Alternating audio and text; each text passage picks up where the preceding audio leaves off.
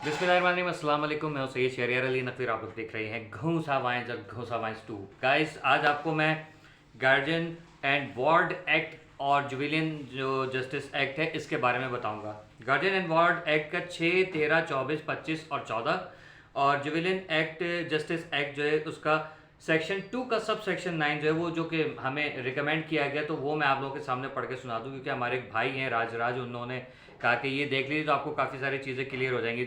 Let's see, वो मैंने सारा का सारा निकाल के यहाँ पर रख दिया है। अब देखें, गार्डन एंड वार्ड एक्ट के तहत सेक्शन 6 इस बात का पेश करता है कि किसको सरपरस्त समझा जाए। ठीक है, यानी कि ये अदालतें तय करेंगी कि वो इस सेक्शन के तहत कौन जो है वो बच्चों की कस्टडी का, क्योंकि गुलाम हैदर से रिलेटेड ये सारे वीडियो ये सारा मामला चल रहा है, तो उसमें ज़ाहिर तयन किया जाएगा कि कौन एलिजिबल है, किसका क्या एक्ट है, किसका क्या जो है वो तरीक़ाकार रहा है, वो सारी चीज़ों के ऊपर गौर व फिक्र होगा, जिसकी वजह से यहाँ पर डिसाइड किया जाएगा अदालतों के ज़रिए कि कौन जो है वो बच्चों की कस्टडी रखने का अहल है, गुलाम हैदर या सीमा हैदर या इन बच्चों के नाना नानी दादा दादी। ठीक है, तो यहाँ पर नाना नानी तो जिंदा नहीं है, या तो दादा दादी के पास जाएंगे वरना गुलाम हैदर के पास जाएंगे, क्योंकि सीमा इलीगल ट्रेसपासर एक मुजरिम है। ठीक है।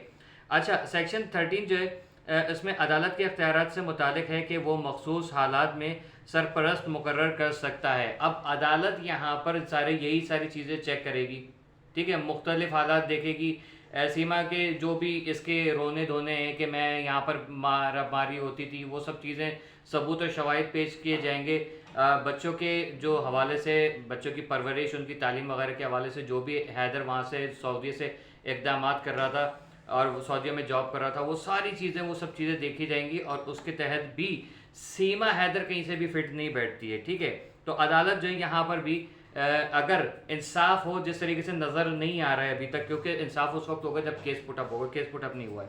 ठीक है, सेक्शन 24 किसी शख्स के सरपरस्त के फ़राइज़ की वजाहत करता है बशमूल तहवील, सेहत और तालीम। तो तहवील, सेहत और तालीम जो है तीनों सेक्शन, तीनों पोर्शंस में, तीनों पार्ट्स में, पोर्शंस में जो सीमा हैदर जो है वो बिल्कुल जो है वो एलिजिबल नहीं है। क्यों?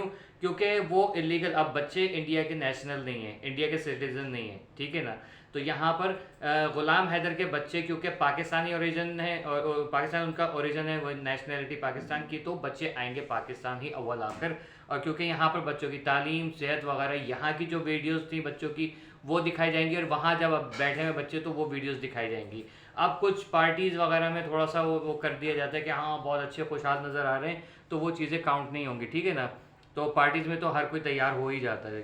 ठीक है। अच्छा अच्छा, इसके बाद है कि यहाँ पर सेक्शन 24 जो है इसमें बताया गया कि किसी शख्स के सरपरस्त के फ़राइज़ की वजाहत करता है।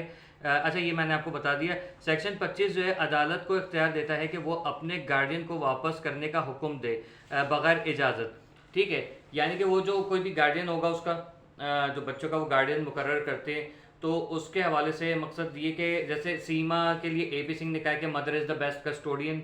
ठीक है, और उसको बच्चों का गार्डियन बनाया, जबकि उसके पास गार्डियनशिप का कोई भी सीमा हैदर के पास नहीं है इख्तियार। ठीक है ना, क्योंकि बाप जिंदा है और उसकी डिवोर्स भी जो है वो नहीं हुई है, क्योंकि इनका तलाकनामा नहीं हुआ है। मुंह से जो है ना वो बोलने से क्या कहते हैं कि आप कहीं के आप डोनाल्ड ट्रम्प नहीं बन सकते, ना आप जो है वो कहीं के प्राइम मिनिस्टर प्रेसिडेंट बन सकते हैं। ठीक है ना, वाह अजीब सी बात है लेकिन है। अच्छा, अब यहाँ पर भी अगर देखा जाए तो ग्राउंड लेवल पे जो रियलिटीज़ हैं, गुलाम हैदर यहाँ पर भी जीतता हुआ नज़र आ रहा है, जैसे कल मैंने आपको बताया था। अच्छा, JJ एक्ट जो है वो क्या मुराद है?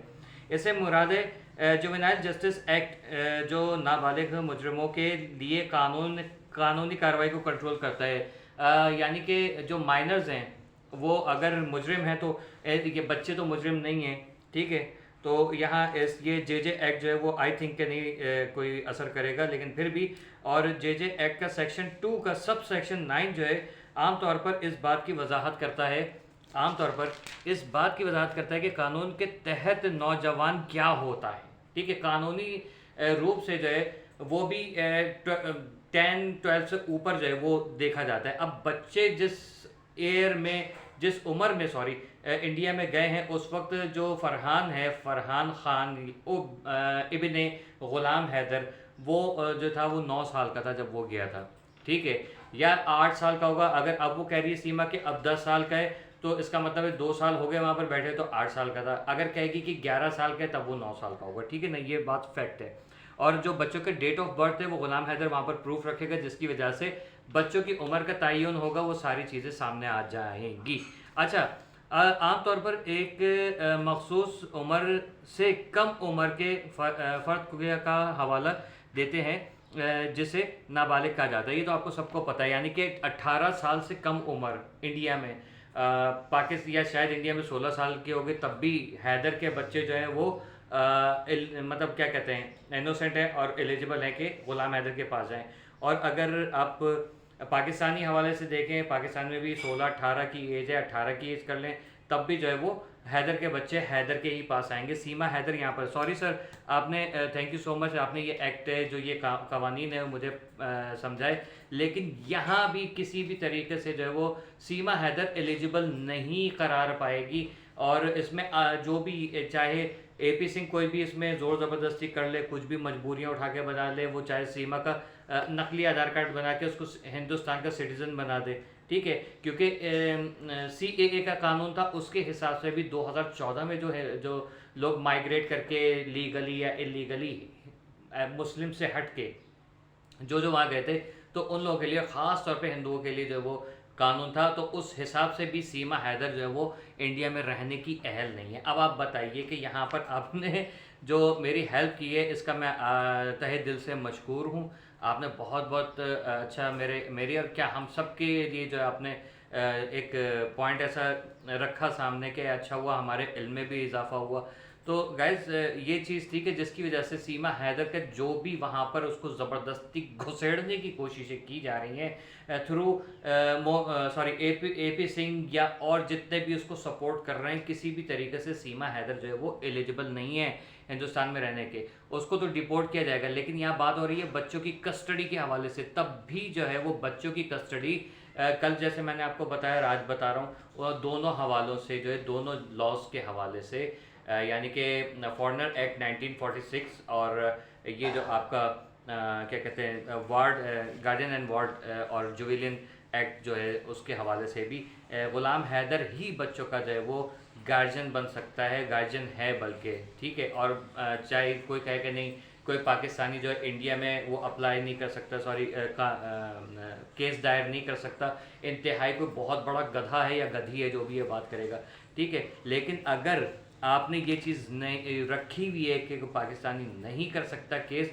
तो उसके बाद जो है मेरे ख्याल में पाकिस्तान को भी टिट फॉर टैट करना चाहिए कि जितने भी इलीगल माइग्रेंट यहाँ पर पाकिस्तान में आए हुए हैं, तो इंडिया को कह दें नो, ठीक है, कोई ज़रूरत नहीं है, आप हमारी जब मर्ज़ी होगी हम आपका मुजरिम वापस करें, नहीं करें, उसको रख के उसका अचार डालें, हड्डियाँ तोड़ें, या उसको जो है वो बॉडी बिल्डर बना के सेहतमंद करके उसको भेजें, वो हमारी मर्ज़ी है, ठीक है ना। तो यहाँ पर ये चीज़ मैंने कहा कि आप लोगों के साथ शेयर करूँ। Thank you so much for your kind support. Allah हाफिज़।